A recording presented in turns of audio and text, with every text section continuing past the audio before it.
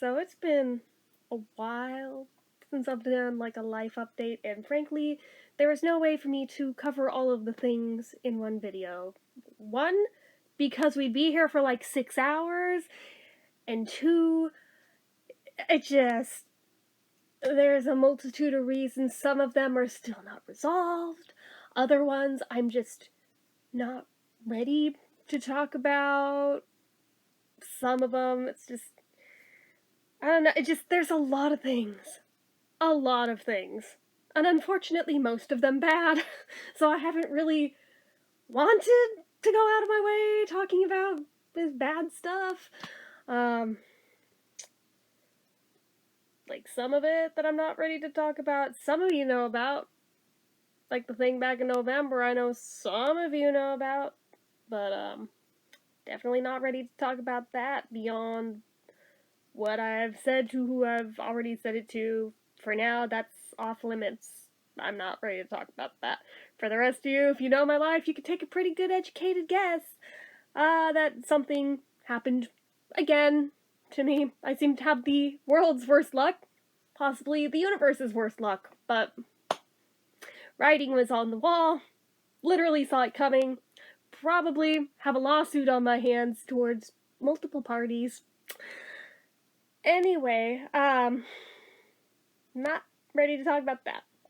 But what we are going to talk about today is back in January, my parents got in a car crash. They're okay. Like, before anybody, like, freaks out, they're okay. But, God, it really shook me, and just the eeriness of the situation was on January 18th, which was the 19th anniversary of my maternal grandpa's death, actually. Which made it that much scarier and eerier to me that this went down on that day of all frickin' days. And I probably should have made a video about it sooner. But I was mostly holding out on, like, one detail that I was waiting to resolve that is still, as of this point, still unresolved. But, we'll get to that. But first, let's backpedal through that day, shall we? So, that day being the anniversary of my grandpa's death and almost a milestone year, they went out to the cemetery to leave flowers and everything. They brought my uncle with them. They do this every year. That's nothing new. That's nothing out of the ordinary. They came home. Yeah, they kind of drank a lot that day, which kind of par for the course. I had to go to work that night, though. And as I was getting ready for work, I was hearing them mention how they're totally gonna drive my uncle back out to the Colombo Club in Oakland. I'm thinking, oh shit, my dad's way too wasted to be driving that far. Oh hell no, this is a terrible, terrible idea. Please promise me you're not gonna do that. They're like, oh, we'll be fine. And then they started lying, and I could tell they were like, yeah, we probably won't actually do that. Probably. And I'm thinking, yeah, you will. You're just waiting for me to get dropped off so I don't freak out. Which is apparently exactly what they did. Dropped me off, and apparently no sooner did they drop me off, they decided to go out there. Now, it's not that uncommon that my dad drives me to and from work in that state. It's like a 10-minute drive. Still bad. Still shouldn't be doing it. But it's neither here nor there. But he knows that it's like 2 streets and a parking lot, and you're there. So he's pretty confident with that route. But, going from here to Oakland and back is a lot further. And he was overconfident. And Mom was in the car as well as my uncle, which just makes it that much worse. But, I was worried that whole shift. I felt it in my gut, even though they were like, yeah, we're totally not gonna do that, probably. I was like, yeah, you are. Yeah, you fucking are. I know it. Yeah. About, I think, half an hour before the end of my shift, I finally got my break that day, and I checked my phone.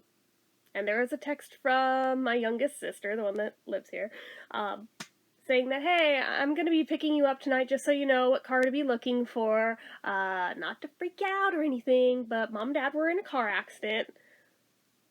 And my blood ran cold as of that moment, because that's where the text stopped. And there was nothing else.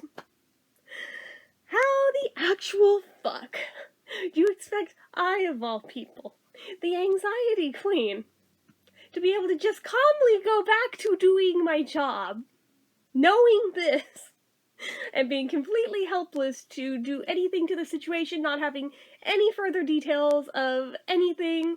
Are they alive? Are they dead? Like, what? Anything else? Nothing. Nothing.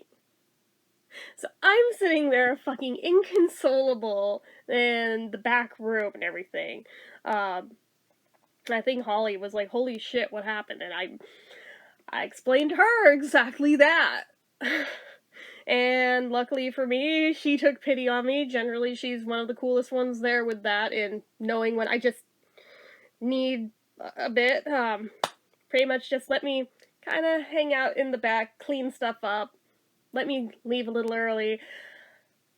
Yeah, it was a bad night. So my sister comes and picks me up, and it's only at that point that she tells me they're okay. There is a detail I'm going to leave out of it, just because ego. I can't bring myself to tell it, but they were ultimately okay. But, yeah, still, it was just like, they get into a crash on one grandpa's death day in the car that my other grandpa left my dad as his final gift to him. Yep.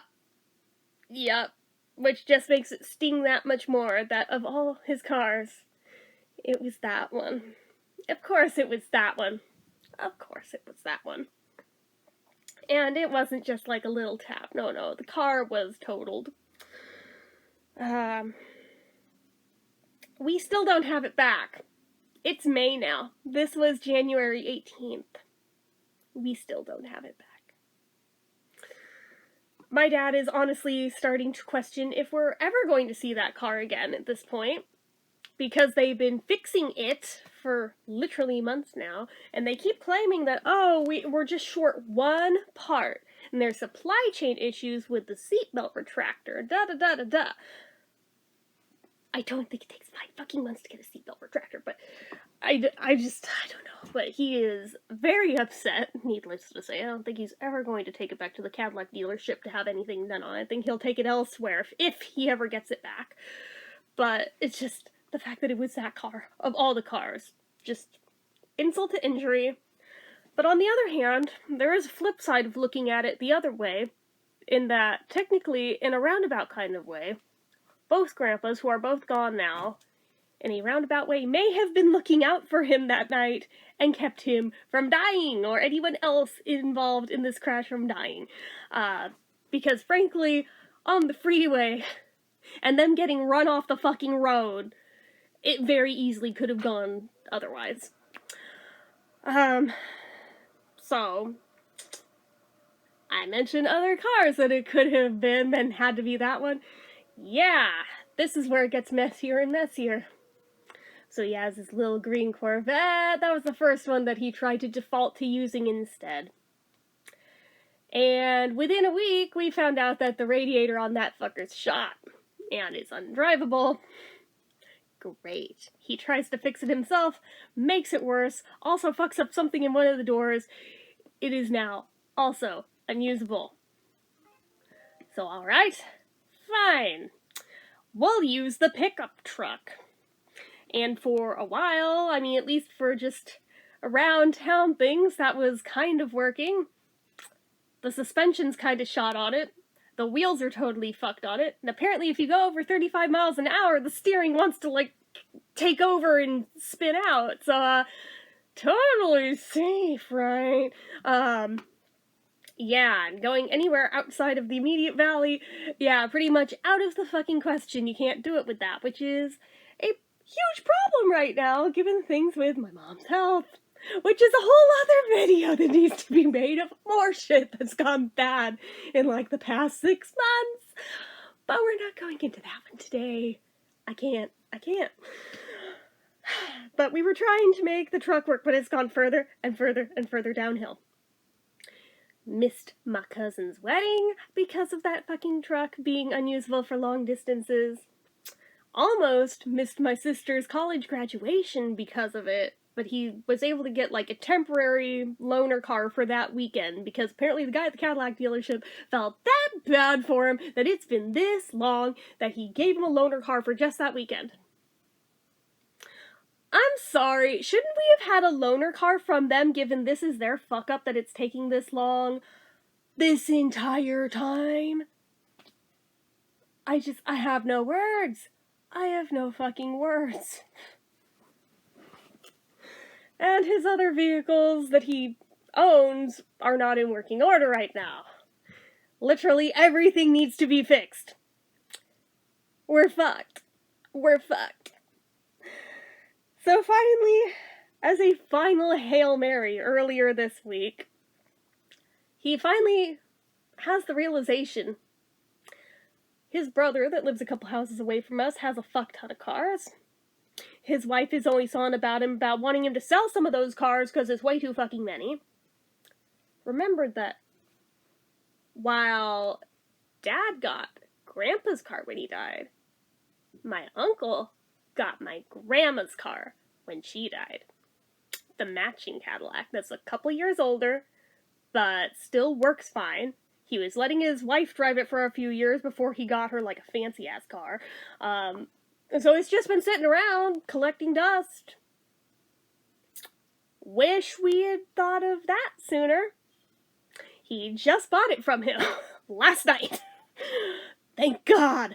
But, so at least there's something at this point usable again.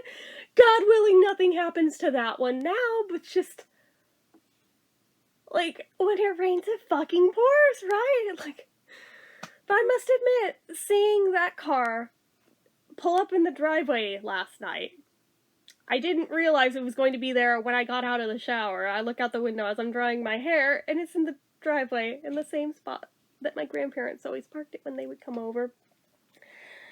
Was like the most surreal feeling, because this is like the first time in a decade I have seen that car. And not gonna lie, I fucking lost it bad. I mean, it still has the CSHA sticker on the back window and everything. And then my eyes started playing tricks on me the more that I looked out the window at it. I kept thinking I saw the silhouette of my grandma's hair in the passenger seat, and I had to remind myself, no, you know better. You know better. You know that's not possible. But, yeah, I keep looking out the window today at it and keep having these little head trips of, for the split second, my brain trying to fill in the blanks of what it thinks should be there that isn't there anymore. But at least we have a working vehicle finally. Who knows? Like I said, who knows when or if we'll see the other one again, which is a shame because it was basically a brand new car when my dad got it from my grandpa, and it doesn't have that many miles on it. It was otherwise in wonderful condition till this happened to it.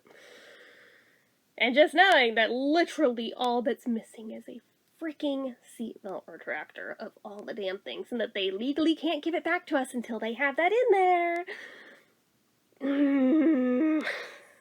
Like, the level of frustration at this point makes me want to smash my head through a friggin' wall, but in the grand scheme of things, it still seems like small dice compared to all of the other shit that has been going down in the past months. So, yeah, that is just one piece of the puzzle that I'm putting out there today of what has been going on. But, piece by piece, I'll fill in the other pieces for the most part. I don't know about the one that happened in November. I don't know when or if I'll be ready to talk about that one. But the other ones, I'll eventually get to a piece at a time. Don't rush me. I'll get to them as I get to them. But anyways, that is it for this one. So it's a partial little bit of a life update anyway. So, anyways. that's it for this one. So as usual, you know what to do. If you like this video, go ahead and give it a like. If you're not already and you'd like to be, click subscribe, hit that notification bell icon so you never miss an upload, leave comments down below. Make sure you're following my social media accounts, my Facebook fan page, my Twitter, my Instagram, my eBay, everything and more. It's all down below. And if you like what I do here on this channel and you'd like to help support it, the donation link, as always, is down in the description. Anyway, guys, till next time, see ya.